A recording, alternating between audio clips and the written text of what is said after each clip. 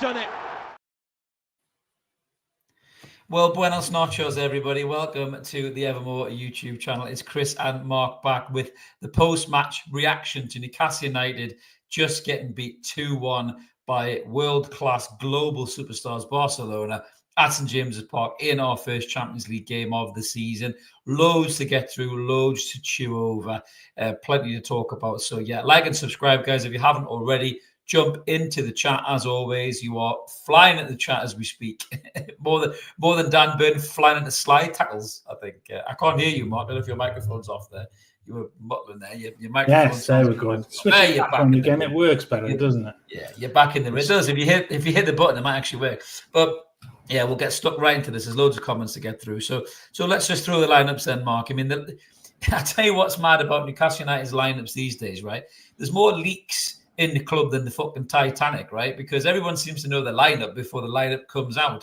I saw this thing 3-4 hours before it come out, and I didn't like it when it come out, Mark. I'll be brutally honest with you. You know, Anthony Gordon come back to the side didn't surprise me. Anthony Gordon playing through the middle did surprise me. We've seen this numerous times. I don't care what Eddie Howe says. I don't care what anybody says. Anthony Gordon is not a centre forward. We'll get into the chances in a minute that he didn't put away, but he's not a centre forward. I understand the logic that Barcelona lack pace at the back, but I didn't agree with this decision. So Barnes stayed in the team. Alanga came in for Jacob Murphy, and we'll talk about him as well in a minute. He was a highlight of the night, and the rest of the team kind of picked itself really. Barcelona made some big changes. Obviously, we knew they were missing Yamal. Which I'm glad they were actually by the looks of tonight. It could have been an even worse score, I think, if he'd been played. Lewandowski started for it, and obviously Marcus Rashford was back on English soil. More about him in a minute. But I mean, the first half, Mark. I mean, we've got to start with the atmosphere and the ground and everything as well. It never disappoints. War Flags, the lads and lasses at War Flags never disappoint. The atmosphere was unbelievable. You know, unfortunately, we weren't lucky to go, like many of you jammy bastards who have gone and probably be watching this on the replay. But the atmosphere was incredible. The display, the noise, it kind of brought back the memories, didn't it, Mark, of the PSG game. Sadly, we didn't get the same result, but unbelievable atmosphere, mate. It's the kind of nice at St James's Park that you just want, you never want to end, isn't it? It was incredible atmosphere.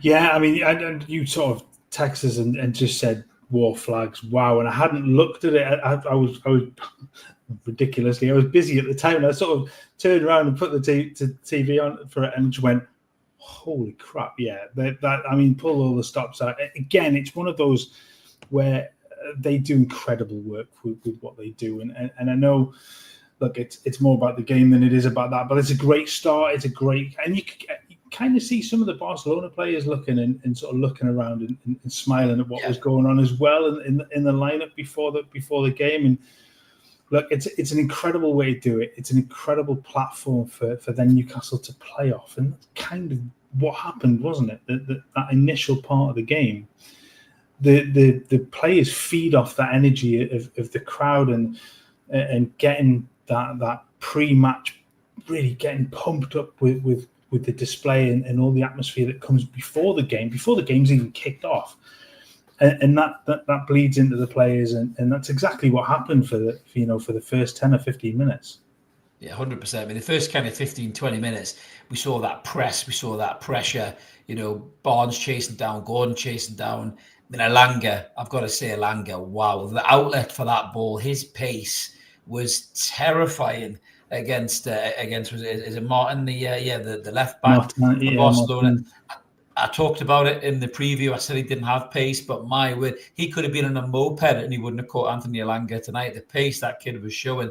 The first real clear-cut chance, he gets to the byline, he just burns past him, puts a ball across the box, and Anthony Gordon, who's not a centre forward, that's going to be a reoccurring theme of this show tonight, slices at it, it goes under his legs and past him, and you think, wow, Alanga's electric. Why is Nick Voltemade not starting? That might have been a goal. That's the first thing that flashed through my mind, Mark. I don't know about yours. Yeah. And then more chances come. Harvey Barnes has a couple of chances. Again, it's Alanga burst through. Bruno with it. I love the way Bruno slowed the play down. He slowed the play down. Yeah. It was almost like he didn't have to look. You know, he just knew he was there. He slowed the play down. He sucked the midfielder in. He slipped the ball through. Alanga was gone. It's a beautiful crossfield pass. it's weird because on first glance you're shouting, going, Barnes needs to do better, but you've actually got to give Juan Garcia credit as the resident goalkeeper of this channel. Mate, that was a brilliant save with his foot, Harvey Barnes. Because any other goalkeeper potentially that was it really. But Barnes did it all right, didn't he? In the end.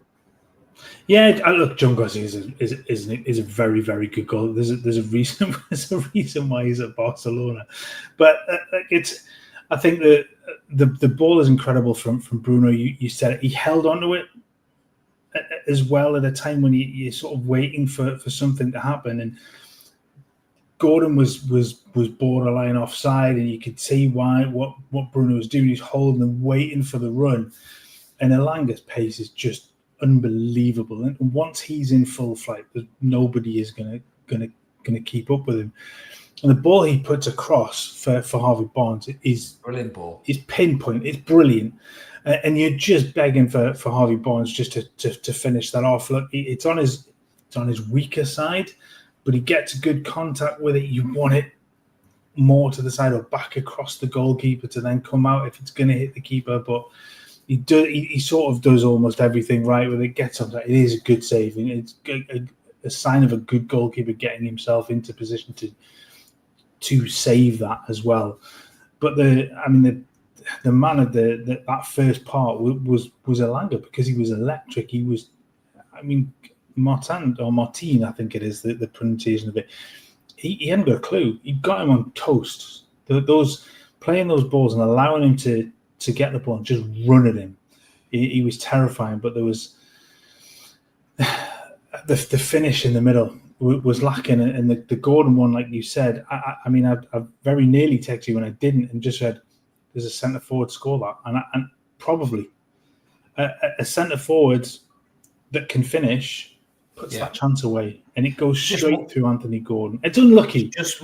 He's more composed. A proper centre forward is more composed and sets himself when that chance comes. Whether you turn your body in and you try and put it in the far corner, or whether you put it through the legs or something like that, that is what a centre forward does. And Anthony Gordon is not a centre forward; he's a left winger, so it is an alien position for him to be in there to do that. But I felt the good, the bad, and the ugly of Newcastle's performance probably certainly in the first half. Although in the first half, Kieran Trippier was excellent against Rashford. There was one time he done him where Rashford kind of dropped the shoulder and spun him, and he went, and you were like, "Oh my God, he's gone." But quite a lot of the times, I thought Trippier held his position really well against Rashford. I was very cagey about Trippier starting, as I said in the preview, and even when the lineup came up, I was worried. I thought Rafinha and Rashford either side worries me for pace. I wanted to see Tino back at right back and Hall at left back, but I generally thought Trips in the first half, Mark, did really well, and I thought Cher dealt with Lewandowski really well, who, by the way, at 36 or 37 is still unbelievable as a footballer, is he not? Lewandowski, and he's so cool. Even when he was fouled, he's just on the floor going, 4 times, mate. You kicked me 4 times. he's just proper cool, isn't he? But I thought we defended well against those lads in the first half, I thought. Yeah, definitely. I thought Cher did really well, and he was probably lucky to get away without a booking, to be honest with you, because he did have him a few times. And look, he was Lewandowski's really clever. He's not going to beat you for pace. That's one thing I think Byrne and Cher were probably really thankful for, is the fact they didn't have to cope with any pace from centre forward, because Lewandowski just doesn't have it. But what he has is that brilliant ability to read the game, and he's 4 or 5 steps ahead of other people. He's so good, and he is a goal machine. He'll score a hatful of goals until the day he retires.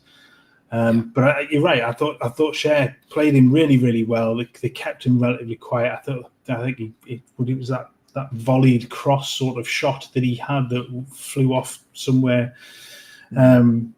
Was out of frustration from him, because he was looking to get a shot away and on target. And you're absolutely bang on with Trippier. I thought Trippier played Rashford really, really well.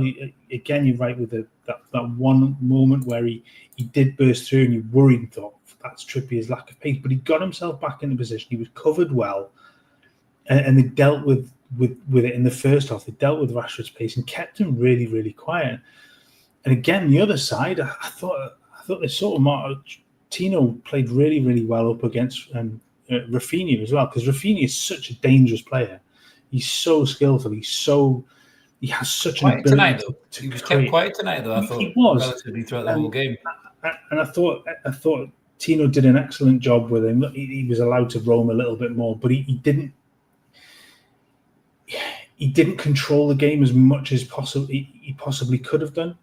And I think Tino, in that respect, had a really, really good game, but it then flips. Obviously the second half and the way that it goes. I know we're going to come on to that.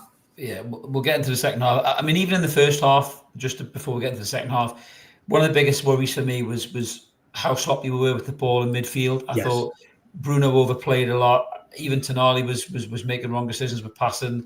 Joe Linton's retention of the ball is not very good at all. Everyone talks about Joe Linton being in these games for his aggression and his ability to smash players, right? I'm sorry, you ain't getting anywhere near Pedri. That kid doesn't even play football on the same planet as everybody else. I don't know where he was. He was like some kind of astral projected fucking being that just kept popping in and out of the game, just doing mint touches and then disappearing into smoke, into thin air, because he was just unbelievable. But De Jong and him, by the way, two unbelievably calm, composed footballers who didn't get drawn into a fight with our midfielders. And I think that's why they were so dominant in that midfield. They didn't want to scrap. There was a couple of times where, they maybe put a little foul in and they were just laughing at the referee, shrugging their shoulders. But I thought Joe Linton's ball retention was really poor in that moment. We'll get into the subs a little bit later. A couple of times he goes in the box. He came close for a header, I think, didn't he, in the second half. But most of the time, I thought Joe Linton was kind of, I don't use the word spoiling our play, but when the ball came to me, he made the wrong decision, or he took a heavy touch, or he passed into a blind alley, or he tried to dribble back the goal and lost the ball, and Bruno did the same thing as well. I felt like Sandro was trying to almost play three positions at one time. He was dropping in the centre half, he was right back, he was in midfield, and I just felt the whole midfield was a bit messy. And I just felt we needed more composure. I actually said to you, didn't I, at half time, I'd gladly have seen Lewis Miley come on just to calm down and look after the ball when we got the ball, because every time we got the ball, we kept giving it back to them. And going at the second half, we are losing the ball again. We don't seem to have the kind of cutting edge as much as we did in the first half. Rashford's getting a little bit of joy. He's floating around the park. Then I think it's Rashford's shot actually smashes Fabian Schär in the face. And no Newcastle games complete without Fabian Schär head injury, is it? We always say that as a bit of a joke. But he goes down, and he obviously holds his feet, and it really clocks him like it's like a boxer's punch. And he's down for ages. And we've seen a few comments in there about the physio. We'll get some comments up in a minute because there's loads of them in there. And Schär gets up and he looks concussed, and he says he's all right. And he comes back on, and then shortly after that, Mark, Marcus Rashford is a player you've always been a big fan of. Marcus Rashford has had a lot of shit off people, right? And tonight, he reminded everybody just what a good footballer that kid is still. People might have forgotten that, but the movement for the header, Fabian Schär is not with it at all, is he, mate? I don't even think he's coherent, because he's about 6 yards behind, and then he makes a move, and Rashford's already scared. It's a good header, and we're 1-0 down. Yeah, it's a brilliant header. It's a great cross in, but Schär's asleep. I don't understand why. I mean, that is an unbelievably powerful strike that's into his head, and on the look of him coming off, and you could see him kind of questioning the referee going off and things, and you just sort of think, well, is he right? And at that point, and when he then goes off after a bit, you sit there and go, well, I'm sorry, but the physio has to be a lot stronger in that situation and make the decision for him. This is the whole point. You cannot, with head injuries like that, you cannot allow a player to dictate what they're going to do. If you have doubt, they come off. And I do think a little bit of that probably leads into the goal, because he just drops and he doesn't read the situation very well. And Rashford just holds his position just outside the 6 yard, and it's a brilliant header. Great power from that kind of standing position is a great header, to be fair, mate. Exactly. And it's weird, isn't it? Because he'd been really quiet the first half. That the commentators obviously had been taught about, he hadn't really done anything up until that point, and then he just comes alive.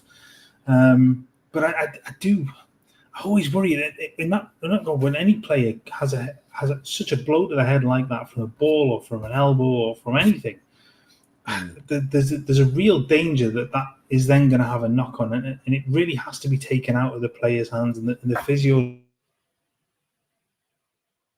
At that point, you're done. I'm sorry, you're done. You've got cover on the bench. Am I back? No, you're back. You went a little bit max headroom there. You're back now, mate. I'm back. You're back. So you have cover on the bench. You've got Malik Chow, who's played Champions League football. Get to him in a minute. He's a very good, and you've got that. Make the decision. Make it for Shea. Don't allow that to carry on, because ultimately it's not the reason why the game goes the way it is, but it's one of the decisions during the game that influences what happens. Yeah, absolutely. Well, super chat in from Dan Robinson. Thank you, Dan. He said, we're lost by 1 to the best team in the world. They're definitely one of the best teams in the world. I mean, a couple of other comments there. Yeah, we've got a lot of love for Elanga. Marcus says Elanga is man of the match. We'll get into man of the match in a second. Tunguru Gordon is not a striker. Absolutely is not a striker at all. We've got a lot of love for Malik Chow as well. Graham was saying it's difficult to compete with the ball. However, 2 wonder strikes, game over. This is top table level. We showed up, not at our best, but it was Barca. I mean, we'll get into the second goal, Mark. I mean, I tell you something. If I'm going to be ultra critical, I think Burn needs to maybe come out and try and close it down a bit quicker. He's dropped too far deep. I thought Burn was shaky tonight, if I'm brutally honest with you. Dan Burn's been excellent this season. I'm not going to throw him under the bus wheels, but I felt today he was shaky. He made a silly tackle, got a yellow card. Obviously, Joe Litton got a silly yellow card in the first half as well. I thought Burn just looked a little bit run ragged by Barcelona's movement. I think obviously you had Tino out there to kind of help them as well with pace, which is good. Because if Tino hadn't been there, I think Burn would have been in serious trouble if we had a Matt Target or something like that, possibly. But he looked a little bit raggedy tonight. I thought he was kind of trying to be physical. The ref wasn't really giving him much joy. I thought it was probably one of Burn's poorest games. We'll talk about the defence and what I think about the transition of the defence in a minute. But the second goal comes, Mark. It falls to Marcus Rashford on the edge of the, 25 yards out or something like that, and he hits just an absolute thunder bastard of a strike with the outside of his peg that no keeper in the world is saving. It's in off the bar. It's world class by Marcus Rashford. It's top level Champions League stuff. There's, if Messi's done that or Mbappe's done that, social media are knocking one off for 3 weeks over it. That was unbelievable. That is just a world class strike, and there's nothing we can do about that one, maybe. If I'm ultra critical, close it down a bit quicker. But again, it's an unbelievable strike. There are a couple of comments, and I kind of agree. Obviously, that it comes from a poor sort of clearance from Dan Burn, and there's a couple that again. There was a lot of that. Until we changed the defence, there was a lot of just hoofing. When the defence changed, it was better, which we'll get into in a second. But there was a lot of panic hoofing. We went to Barcelona players, and that led to the second goal. You're absolutely right. Yes, but once he gets it, he shifts out to.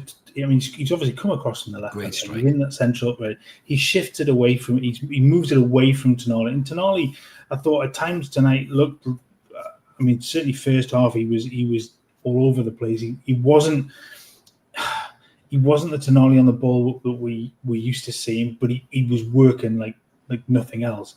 And he obviously Rashford moves it away from him. He gets that half a yard of space where he just is able to unleash it. Burns sort of moved in to try and come out and block it, but probably not quick enough. And he just manages to get that sort of front end of his foot to the ball, almost like the sort of Rashford free kick from a few years ago, the Ronaldo sort of free kick, where he can punch the ball. And it just, it's such a good strike. And you've said it. No one in the world is saving that. No.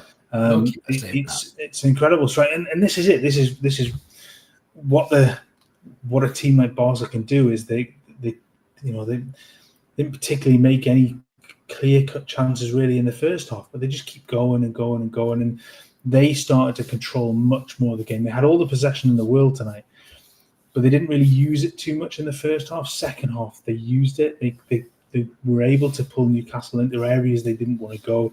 They created their own space, and then for Rashford there, it was just a case of shift the ball, able to get him at half a yard, and it's an unbelievable strike. And that's it.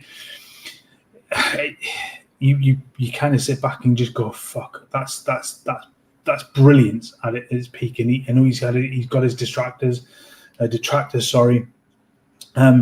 but it's what he's capable of, and it's what many of that side are capable of, the ability to just create their own little bit of space and do things like that. He just doesn't do it enough. That's the problem with him, I think, really. No, that's exactly. why he's got where he's got. But just before that, we did make a few subs. Obviously, Big Nick come on. Joe Willock, for some bizarre reason, come on. I'm going to have a little rant about Joe Willock here. I'm going to bring in Santi's chat up first before I rant, because I might go on for a while here. He said, Ian the lad, second half was shite apart from the goal. Still time to improve. It's frustrating. Chow looked classy. Yes, more on that in a second. Love the chat. Thank you, and Santi. But I do not understand, right, why Joe Willock is coming into this game. I genuinely don't understand it. Joe Willock was poor, silly yellow card, sloppy with the ball, didn't really do a great deal. Joe Willock is shit. Joe Willock hasn't impacted the game. We were talking this before we came on. He hasn't impacted the game in about 2 years, right? Now, we were really sloppy on the ball. We kept losing the ball. That's why Barcelona kept growing the game, kept getting attacks on us, kept kind of passing through us, because we kept losing the ball every time we had it. I don't understand why he doesn't bring on Lewis Miley. I generally don't understand why he doesn't bring on Lewis Miley when Joe Litton comes off. You know, 3 midfielders that can use the ball really well. Tonali and Miley can sit in a double pivot and let Bruno push further up, try and get a goal like he did against Liverpool. I don't understand what Joe Willock is bringing to this game. You know, and for maybe about, I don't know, 45 seconds, Joe Willock looked like he was all right. He made a couple of little nice movements, and then he starts dribbling the edge of the box, losing the ball, shit passing, not involved in the game at all. Bad substitution, Bertie Howe. Joe Willock offers absolutely nothing. I see a few guys are talking about Joe Willock in the comments. He offers absolutely fuck all. And if I'm Lewis Miley, I'm pissed off that I'm not getting the game over this guy, because he's offering absolutely sweet FA. The big difference in the change for me is when Botman came on. So when Botman came on, Malik Chow would come on just previously beforehand for Fabian Schär. And we've already had a few comments there for Chow in the comments there as well. I think Snaky had one, didn't he, as well, saying Chow looked great. Alanga too. Alanga should feel pissed off that he got subbed off, because Alanga was the most impactful player on the park. Yeah. And he was terrifying Barcelona, and he looked annoyed when he come off, because I thought Gordon was poor. I generally thought Gordon was poor all night. But when Botman came in, something happened between him and Malik Chow, Mark, didn't it? Because went to a back three and Byrne went over to the left, and Tino turned to a left wing back, and Murphy was a right wing back. But when Chow and Botman suddenly started playing alongside each other, the passing between them and the composure and the calmness all of a sudden, we weren't hoofing the ball out all the time. We were calmly passing it between each other. And that's kind of how the goal comes. It comes from the back, doesn't it, between Botman and Chow, and then it's into Bruno, and then it's into Big Nick's feet, and it's out. It's a lovely ball into the box, and Gordon kind of just kind of scoops it over the goalkeeper. Had maybe we started with that, or had we made that change earlier, maybe we're not as far out of this game as we thought we were. I've got a big kind of bee in my bonnet about this defence. Schär and Byrne have done really well, yes, but Malik Chow and Botman and Lewis Hall are sitting on the bench week in, week out, and I'm starting to ask myself, when are these going to be the starting back four with Tino Livramento? It's a good question. Look, quality-wise, those three are, I think they are better in their relative positions than the others that are on the field. I agree. Schär and Byrne have done exceptionally well. There's no getting around that. I think they deserved the chance to continue playing at time because of how well they've actually done. But there's a step up in quality. When Botman plays, you see the quality from him. You see his ability on the ball, his calmness. And he just seems to influence those around him to be better. When you go back to when he first played, I always loved that straight ball into the midfield, into Bruno, to be able to then build from there. You don't get as much of that from the others. You certainly don't get that from Dan Byrne. Fabian Schär's looking for something a little bit more long ball-esque and those big switches. But Botman will move it quickly. He's good to move with the ball as well. Chow looked very comfortable when he came on as well. A little bit of a moment where his just ability to switch. When he made his debut as well, there was that moment he looked a little bit rocky. It was his first game, but that's not just calmness, just to turn with the ball and be able to move on. and that has to be the future. And whether it's now or later, those are, as long as they're fit, the starting two centre backs, and Lewis Hall has to come in at left back at some point as well, because naturally, Trippier's only got so long left. Trippier's done for me, mate. I'm sorry, Trippier's done for me. He played well in the first half, but he can't play 3 games a week. I'm sorry. I think you're right in that respect. And look, I texted you and said, Rashford completely burnt him off the second half, and I can't remember what I actually said, but there's a picture of him where he sat on the floor. That's it. And I just said, Trips just realised he's 52. It's a bit overrated, but he looked like a man. I mean, he looked like when I went back to play football about 10 years ago after I'd done my knee in, and I went back and I just went, fuck, I can't do this anymore. It was the look of a man that was like, done. I can't keep up with that. And there has to come a point where Eddie does take him out for games like this, where Tino is in that right back spot, and Hall has to play left back and be that natural left back. And he's much better on the ball as well than an awful lot of left back. So that's the future, and that has to be, as long as Botman can stay fit. That's really got to be the back four. Yeah, I mean, for me, I think the big problem is here where you can get away with this when you're playing lesser teams. You know, like say for example, if we played, you know, with Nick Waltemada against Leeds and we were still poor and sloppy with the pass, we'd probably get away with it because we've got the quality to win that game. When you're playing against teams up at this level, the Champions League level, Barcelona's, PSG's, Real Madrid's, those kind of teams, you have to take your chances, but you also have to look after the ball when you have the ball. And there was too many of our players being sloppy and losing the ball and putting us under pressure tonight. And I think that's what's killed us. I mean, I don't necessarily like having a pop at the defence fully, because by and large they did all right. They didn't do badly with what they had to do. I mean, they've been beaten by a great bit of movement where the centre-half should be off the pitch, as you rightly just said before, Mark, and then a world-class strike. That's the 2 goals they've conceded tonight. But I just feel the build-up play from the back was so much better when Chow and Botman were there. You know, and if you throw Lewis Hall in there as well, who's excellent on the ball, there was times, certainly with Tino and Gordon, they were almost running into each other, weren't they? When Gordon was out on the left wing, they're almost getting each other's way. Because Gordon was centre forward, then he was in Tino's way. Tino's been used to running up and down the park, you know, and he's got to stop, he's got to check back the side. Whereas Lewis Hall's so composed on the ball when he's there, he has that ability to tuck inside and open up the midfield. You know what I mean? And he's a brilliant fullback, and you know he pocketed Mo Salah twice, you know, quite easily, did Lewis Hall. You know, there has to come a time where Howe has to say, right, now is the time to bring in a bit more composure, a bit more quality on the ball at the back, a bit more pace, which is what Malik Chow has as well. You know, and for me, you can't go the whole season playing Fabian Schär and Dan Burn and Kieran Trippier. You just can't do it. You know, so maybe we'll see some changes against Bournemouth. I don't know, but I just fear that these guys will get exposed. They really will get exposed. Comment there from Senzo regarding Willock. He said Willock can't be an option anymore. Can we start using Lewis Miley? Willock's inexperience is similar to Miley's, but Miley can grow. I actually think Miley has so much quality on the ball, and he has that vision of pass. When Elanga was on the park, Mark, Miley's the kind of player that can thread that pass through that line, isn't it? For Elanga's pace. Joe Linton's not even looking at that. He's all over the place. You know, yes, he's the battering ram and all that. We build Joe Linton up to be this kind of larger-than-life figure, right? But let's get it right. He's shit on the ball. And he's been shit on the ball for a long time. You know, when you need to use the ball, he's not the guy. He's not the go-to guy, man. He's not. No, you get the odd pass from the through ball against Spurs, things like that. Those are one of them. But there were a couple tonight where the ball drops from you. Just ask him for a bit of composure to play the ball, and he completely overhits it. Look, we know what he is. He's very good at what he does. He's not particularly good at some of the other things. The difference in terms of midfield in that regard tonight, from what you can see, is you look at how good De Jong and Pedri are on the ball. They're incredibly good. The Lopez that played in front of what I liked about what they did was Newcastle played very much in that defensive 4-5-1 when they were at the ball, and they're trying to block those gaps. the movement from the three in front of Pedri and De Jong,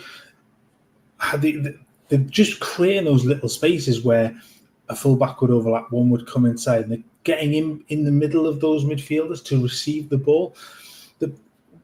The problem with a player like Joe Linton is that when he gets the ball and has the ability to play a pass, he can't do it. You're right, Miley. The other one to potentially bring in that respect at that point, Lewis Hall. Lewis Hall can play in midfield as well. He's better on the ball. I'm not a big fan of that, though. No, I know you're messing the lad around positionally. I don't like that. I don't like that. But he is much better in that position, ball retention-wise, than Joe Willock is. Jacob Ramsey's the guy, but he's injured. Jacob Ramsey's the guy, but he's injured. Absolutely, agree. That's the change. But again, with Ramsey, he's not a ball-playing midfielder. He is somebody that will run. He will press. He will harry. He will get forward. And that he's a ball carrier than a ball player. The other two are your ball players. But in a game, I guess in a game like that, when you want to retain possession of the ball much more, it hasn't worked with Joe Linton, and the stupid yellow card as well. He gets early on when he pulls the player back is ridiculous. It's almost Joe Linton all over for that, and like he's had some incredible games for Newcastle. And like I said, he's very good at what he does, and he will have many more games like where he's excellent. But in a scenario like that, when you bring him off, you want somebody to be able to use the ball well and retain the ball. And the number of times that the ball was given away or played out of play. And Bruno was guilty of this as well, playing balls where he just underhits it or overhits it, plays it into Barcelona players, sticks it out for a throw-in. That overall ball retention was awful. But Joe Linton, like you say, he is a poor ball player in that regard. And it's telling in a game like this. Yeah, Bruno was poor tonight. People accuse us of giving Bruno a free pass. He was poor tonight. This is the kind of game where Bruno should stand up and show everybody how good he is, and I thought he was poor. Guy saying Walmart should have started that game, would have been 2-0 at half-time. I don't disagree with that. Just to cover this here, Piff, Puff, Poof, selling me a dream. I like the name. Miley's not a left-sided midfielder. Sorry, Piff, Poof, but that is utter fucking garbage for me. This obsession that people have to be left or right-sided midfielders in a formation. Midfields are kind of translucent. They move around. You have somebody that sits in a 6, can move to an 8, move to... I don't believe this. Oh, he's a left-sided midfielder, so he has to play on the left or he has to play on the right. You're in a midfield. It's called the middle of the field. You play at some middle of the field. Yes, you can be a defensive midfielder or an attacking midfielder, but just because you're on the left-hand side of the midfield or right-hand side of the midfield doesn't mean you can't move along and move to different positions in the midfield. People are obsessed with this fucking championship manager bullshit that someone has to stick on one part of the midfield, and I don't buy it for a second. I'm sorry, I don't. The other thing, I sort of understand it because I don't. It's bullshit. Can't play anything. It's bullshit. But Joe Willock can't play anything with the left-hand side of that midfield. Joe Willock can't play at all because he's shit. He should have been sold in the window. He's awful. No, but we've seen Joe Linton try and play right side of that midfield 3. He can't do it. Joe Willock can't play right side of that midfield 3. I understand the premise of that. I do. Lewis Miley's a much better But Lewis Miley, key point, is a much better footballer than those two. Better with the ball. Easily. He's better with the ball than both of those players. But what he would also have given you the option to be able to do is kind of go and match what Barcelona were doing with that 2 and a 1. And be able to put one of them a little bit further and stop those balls forward and be able to play through the lines a little bit better. The 3 that were there weren't going to do that tonight. Sorry, but I'm just going to say that I don't think Eddie Howe trusts Lewis Miley in a game like that. But the worst thing is he won't trust him in a game like that, and he won't trust him against Wolves at home. So what's going on with Lewis Miley? Why aren't you playing him? Why is he not getting a game? Why do you insist on playing a broken down shit Joe Willock who either offers nothing or gets injured and is out for 9 months? This is what annoys me about journalists who don't ask him any hard questions about that. They're too I don't know, pally with him, and I'm not slagging anyhow off. He's done brilliant for us and he's the best manager we've had since Bobby Robson, but nobody ever really asked him a hard question. Why is Joe Willock getting a game? What's he showing you in training?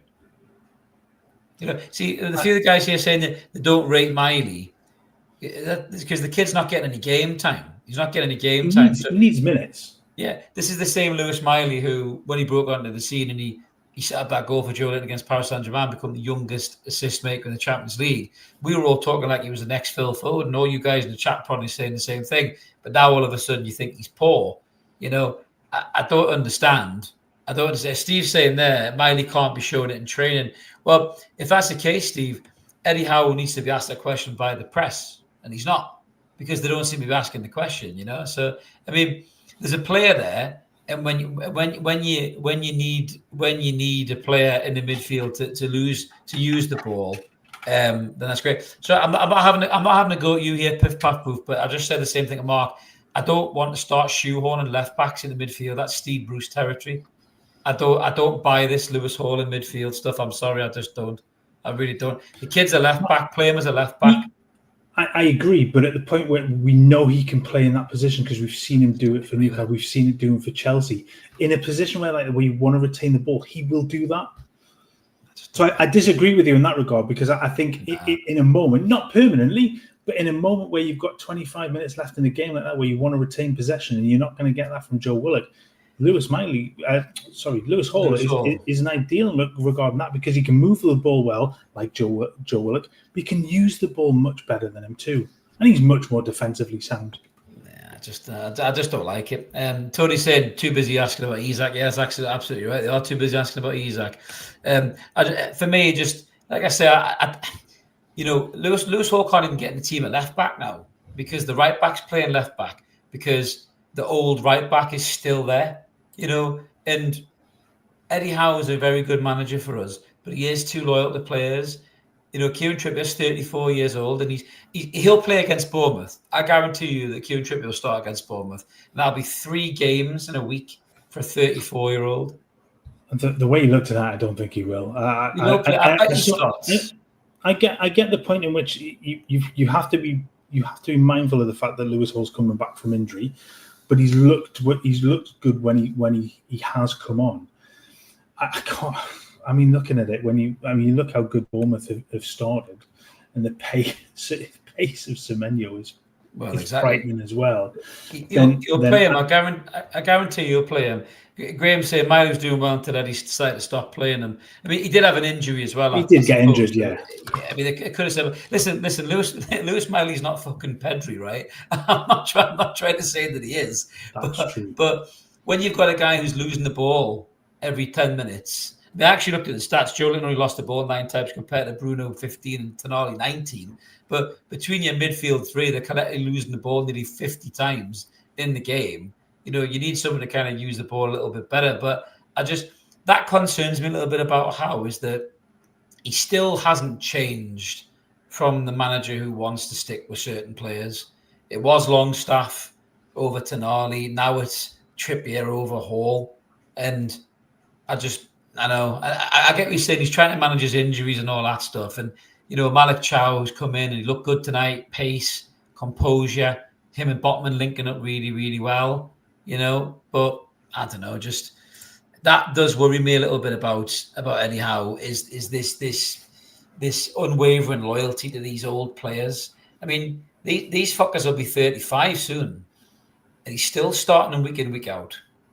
I think that there has to be a change soon, and so. Obviously Botman's made his way back from injury as well. I think so long as he stays fit, he has to play. He has to come in over Burn at some point. As good as Dan Burn has been, I am not going to sit here and slag Dan Burn up, because I think he's been excellent for the last year and a bit. But age is catching up, and age is catching up with Fabian Schär, and blows to the head as well. But age is catching up with him, and age is caught up with Kieran Trippier, and he has to make that decision at some point. Probably relatively quickly, with the amount of games that are coming up, that he's going to have to rotate more. He's going to have to utilise the younger players in those positions, and younger players of excellent quality as well. It's not like we're saying throw the kids in. You know, it's not one of those where you haven't got any options like has been over the last few years. These are quality sort of younger early 20s, mid 20-year-olds as opposed to mid 30-year-olds that are coming in. We're not.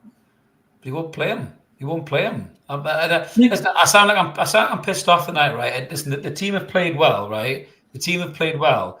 I'm not pissed off. I'm frustrated because he seems to have an inability to swap players out. I mean, Senzo's saying there about Miley, he could be Pedri. We all start somewhere. You know, the notion of age, experience needs to stop. I mean, this kid broke on the scene and he was absolutely brilliant. He was a breath of fresh air. And yeah, he's had a couple of injuries, but now he's disappeared off the radar. And Joe Willock's coming on. We're both in agreement, Mark, that Joe Willock shouldn't be anywhere near this fucking team, you know, as a substitution at all. Not tonight. Not tonight. I don't understand what he did. Any night. That point in which he was driving forward with the ball, and he's got Gordon on the overlap, and he fucks around with it, and he pisses back inside and loses the ball. And Gordon screamed down that left-hand side, and he's open. What the fuck is he doing? That's the player that is there now. He's not the player of 4 or 5 years ago. He's regressed so badly that I'm sorry, but in that position where you're struggling to retain the ball, you want to use it better. You want to take the ball and get the ball and pass the ball forward better. Then Miley's your option in that substitution. It cannot be Joe Willock. And he said earlier, we had this conversation before we came on. When was the last time he influenced a game at all? I can't remember one. Yeah, he just has. I mean, listen, I like Joe Willock as a character. Someone's just said there about their Joe Willock hatred. I don't hate Joe Willock. He's been a good player for us in the past, but every player has a lifespan with you at your club, and this has been Newcastle's biggest problem. I mean, we've just sold Alexander Isak for 125 million quid, right? And yes, he angles for a move, and yes, he's a rat and all that stuff. But we are awful at trading players because Eddie Howe just keeps players. And you look at that back. I mean, I think they said it before the game. They said most of this team started the last Champions League campaign, and you're thinking, like, Newcastle are not trading in players and moving players around. We've been talking loads about, we've got this great squad and this great squad. But if he's not going to play the squad, then what's the point in having a squad? You know, this is what, like, I'm not having a go 2-1 against Barcelona, right? On paper, you look and go, that's a good result. You know, Newcastle have done well. They're in the game and all that. Let's get it right. The Barcelona coasted through that second half, Mark. Barcelona were in second gear, mate.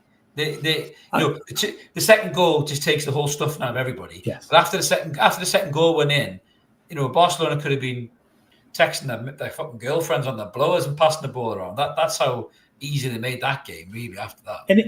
And it's so odd because Newcastle could have been 2 up in the first half again, and should have been if he played a centre forward in that. Yeah. I mean, it's unlucky, obviously, that Wiss is injured, and that doesn't help. But the second half, I thought, was going to start better.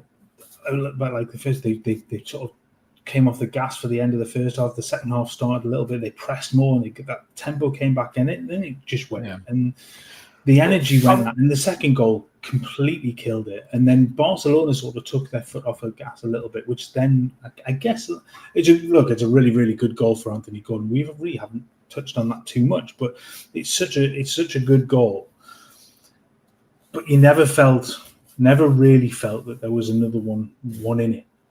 No. Murphy deserves more credit for the goal. Yeah, Murphy deserves more credit for the goal than Gordon, to be fair. Tom's saying, how cost us the game tonight? Reactive subs yet again. Walt should have come on at half-time, and he should have been given at least 15 minutes with Elanga. I don't disagree with that from Tom. I think Elanga was causing so much damage and putting so many good balls across the box. Why didn't you keep him on the pitch with a centre forward? I mean, Murphy sets the goal up. Murphy's obviously a very good assist maker, but I just don't think that Gordon or Barnes really did enough to justify staying on the park. I think Barnes did come off, didn't he? But Gordon didn't justify staying on the park for me. He gets the goal. So, you know, if you look at the player ratings, he looks like he's got a good rating. But overall in the game, I didn't think Gordon was great at all. Didn't have a particularly good first half. Yes, he gets the goal. He takes that sort of chance that he gets then. But it's weird because I thought Barnes actually looked okay first half. I thought he moved quite well. There's a lack of something with him. There really is, and want more end product from Harvey Barnes, because we know it's in there. He looks sort of short on any sort of confidence, and he didn't influence the game at all second half. Rightly then comes off. He's overthinking it, isn't he? Probably. He's overthinking it by the looks of it. Yeah. Voldemort, I get. Look, if he's struggling to kind of adapt to that pace, and he was struggling with sort of cramps and things like that. I mean, he's joking about him eating his banana and his energy drinks and his energy stuff on the three-course meal, didn't he? I like Ali McCoy's when he said when he comes on, he'll need the toilet. I thought that was a brilliant comment. I think was it Fletcher said he was going to get a stitch or something when he comes. Yeah. But it's frustrating, I guess, when he has his first game. He plays 60 minutes. He looked really, really good. He looked good when he came on tonight, but at moments of the little touches again, he's still getting to grips with the way that Newcastle play, and that will come. But there's quality there. You can see it in him. But you're right. I would have liked to have seen him with Elanga, because I think Elanga's pace down that side, being able to create opportunities across the box for a centre forward to get on the end of it, is exactly what you want. It is frustrating. And the other thing I want to pick up on, I can't remember where the comment is, and I saw somebody put in there, Pope cost them the game. I don't know what game you're watching. I really don't know what game you watch, but Pope was doing absolutely nothing wrong tonight. He made a great save towards the end. Just Acas made a good point there. We'll see when he names a squad for Sunday, and he'll get stick if he continues playing the same players. He might very well do, especially if we lose the game. And the comment there from Stephen as well, saying, to be fair, I agree, Eddie needs to play the younger lads more. But he can't be upset he's played Burn Trippier tonight. They've both earned it, and experience is what was needed initially tonight. I do agree with that to an extent, Stephen, initially.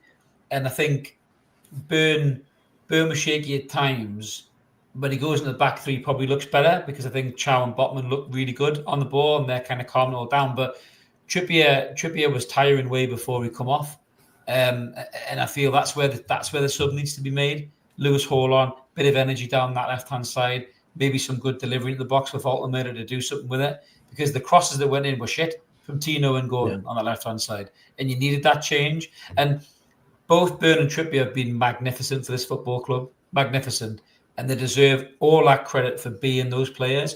But the whole point of going to get younger players is to start transitioning into the players who are going to replace them. There's no point in having younger players and having them all sat on the bench going, well done, Trips and Burn and Share for the entire season. There's not really much point in doing that, really, is there? Because we're going to tire out this squad, burn this squad out yet again if he doesn't stop making some changes. That is a worry, and yes, there'll be a transition period for some of those players, but some of those players we're talking about have been here a couple of years. Yeah, Botman especially, and again, we'll come back to the fact that fitness is a worry with Botman, an issue. Yeah.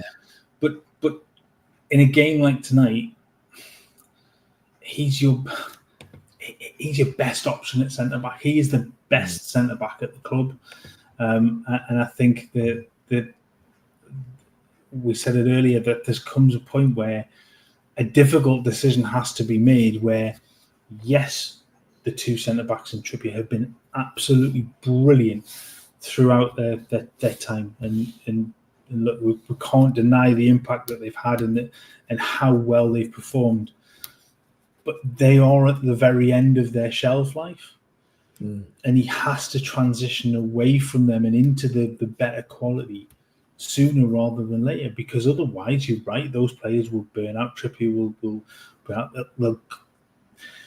The worry that once they get beyond that shelf life and they start to cost points, and that's ultimately the worry, because a slip here and the lack of pace in here and like tonight with Cher, I guess with the injury, is that a bad decision and a goal. And suddenly 3 points turns into none, and that sort of thing, and that's what Eddie Howe has to guard against. But he has to.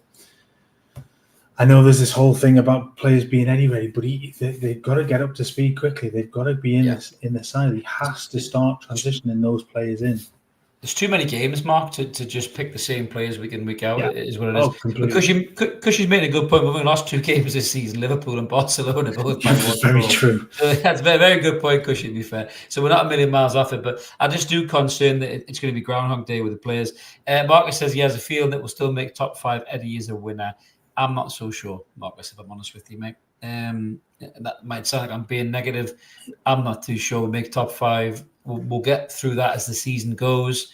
I'm actually way grumpy about tonight than I thought. This has just come out of me, actually. I didn't feel as grumpy full time, but it's all just kind of come out in the wash, really. But as it often does on post-matches, live post-matches. But I think I'm just disappointed because I didn't think Barcelona... I've seen people say Barcelona were shit in the comments. I didn't think they were shit. I just think they weren't great. They weren't great. They were just effective. And it's the same thing that Dortmund did to us, same thing that Milan did to us when we were in this competition last time. You know, we huff and we puff and we get chances and we don't take them. And then what happens inevitably? The other team just goes, all right, bish, bash, bosh, goal, done. And then the game's over. And that is what happens at this level of football. And yes, after watching that tonight, if I could sum it up in a sentence, Mark, after watching that tonight, I was on Sky earlier today and they said to me, do you think that Eddie and the players have learned from being in the Champions League last time? And I said, yes. After watching that tonight, no, they haven't. It's exactly the same as what happened 3 years ago. You're point about, look, if you're at the very highest level and you can get away with it at certain points in the league because you're playing some of the weeks against lesser sides, you miss chances. There's always another one. But against the Barcelonas, the Madrids, Juves, Bayerns, you don't get 6 or 7 or 8 clear opportunities. You get 1 or 2, and you had 1 or 2 tonight.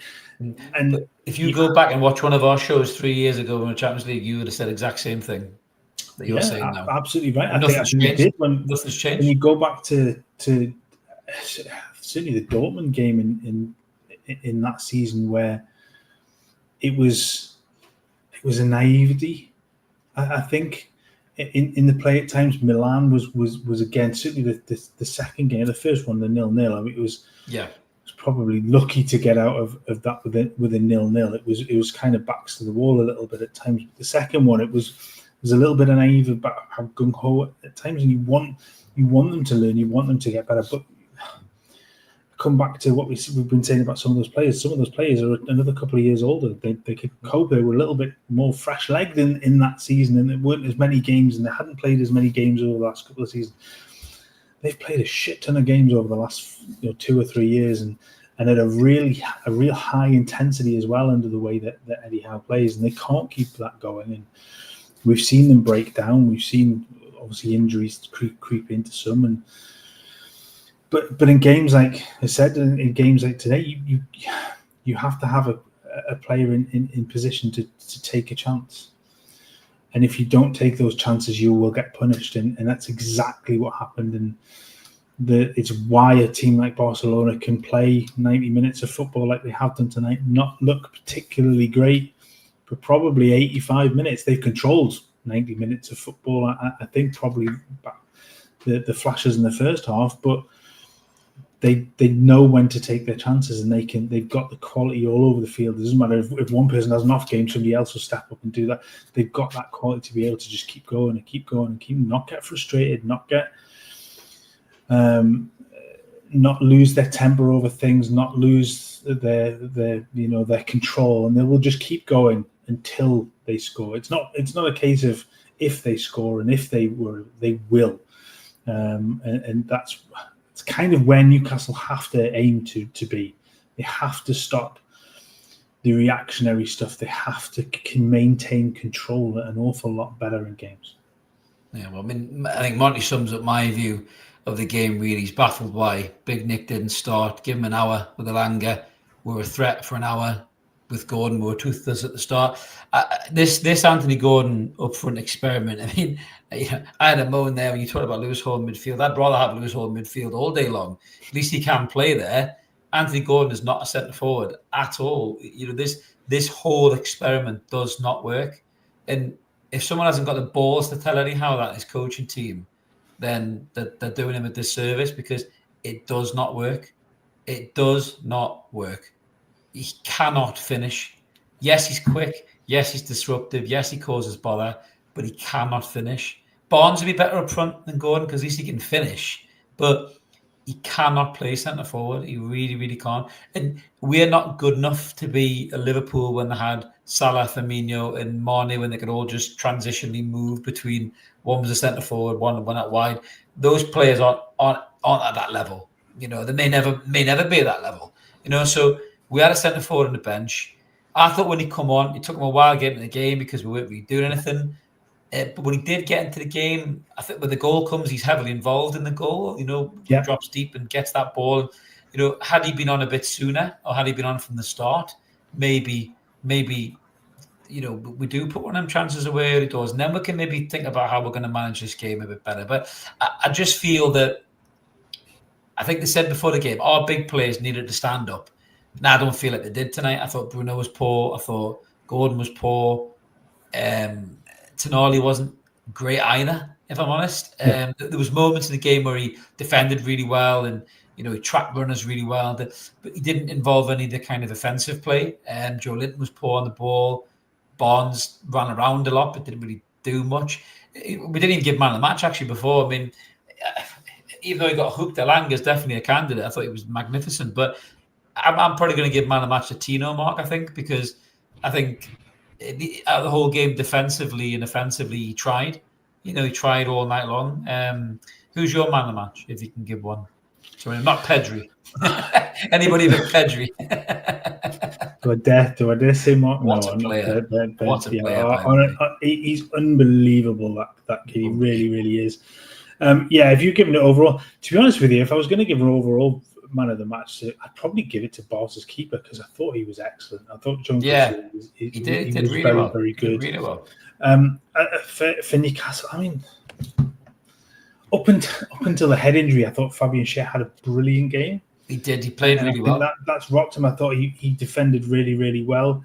Tino's probably the best of the bunch. Elanga, yes, those bursts in the first half, he looked really, really lively. It's really frustrating kind of to see him come off and not see that continue on. And it's not like it. What really frustrates me with that is not like you can kind of say, well, he's adjusting to the pace of the league or the pace of the game. He's fucking played in the Premier League for enough years to know what the pace is like, and he lasted pretty well playing for Forest for 90 minutes and stuff. So that's not. It frustrates me. And yes, I get that Murphy then creates the goal, this cross, but it's not like Elanga wasn't creating those chances with his crosses earlier on. That's a long way of me getting to the fact that I probably agree with you. Tino was probably the best of the bunch. Yeah, I wouldn't expect anything else from you, Martin, to take the long way around to cross the road. Monty's clicked the button to become a member. Thank you, Monty. Really appreciate that, buddy. Thank you so much. Welcome aboard. Welcome to Members Club. Yeah, but I think, like I say, what happens with post-match is this. I come on and I don't think I'm annoyed about something, and something happens and I'm annoyed about it. I think I'm annoyed because I just feel like this is Groundhog Day from Dortmund and Milan. I don't really feel like we've learned any lessons here. And I know you're playing such quality opposition, but I feel like we didn't take our chances. We were sloppy with the ball, naive defensively, and you know we let a probably superior team to us just start to take control of the game. And I just felt that we did all that in the last Champions League campaign. I mean, you can talk about the second goal, world class. You can never account for that, really. But I just, as you say, Mark, even when we got the goal back, I never felt we had another goal in us. To be fair, I never thought. No, it was. I mean, it was too little, too late, really, at that point, and there was too much panic, really, at that point to kind of create anything more. It did seem more. They called us raggy on ragged, raggedy on TNT. And I think that's fair. I think that there's probably a good description of the game as a whole for Newcastle. It was punchy and energetic, but quite ragged. There wasn't sporadic. There was never any real control. And look, it's Barcelona, so I'm asking for an awful lot for an element of control. But in that position, especially when Barca just dropped off slightly and they had just dropped their levels a little bit towards the end. You just want a little bit more composure from the likes of Tonali and Bruno, who we know have got it in them.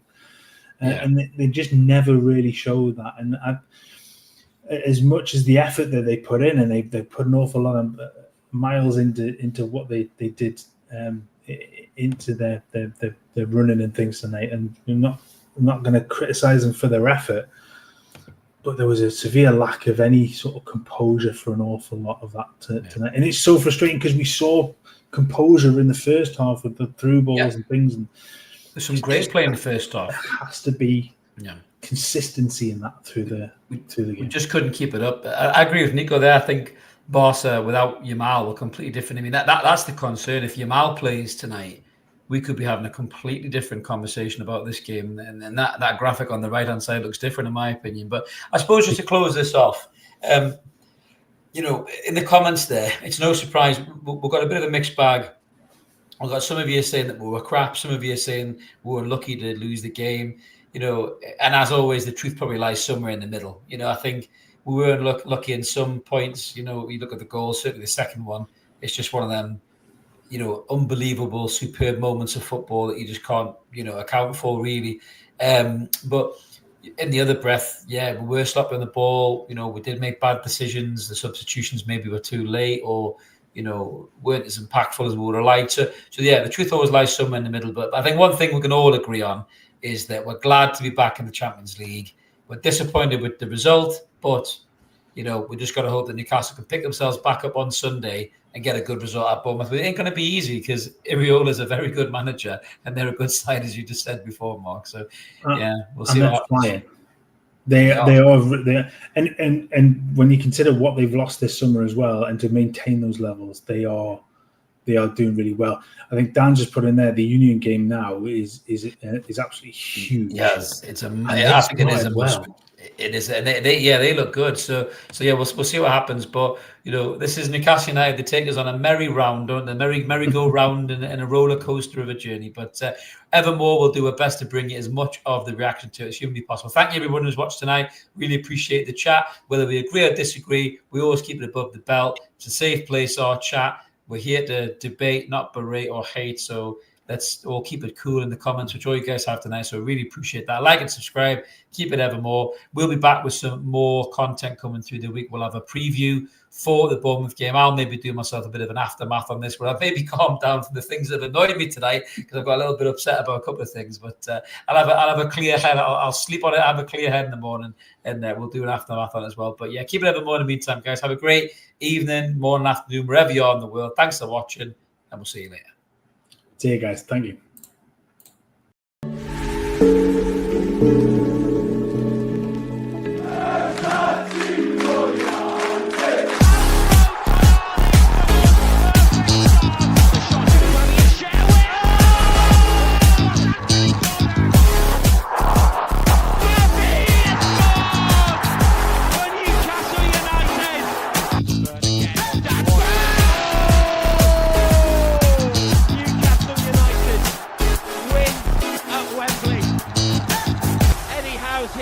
Celebrate. They have done it.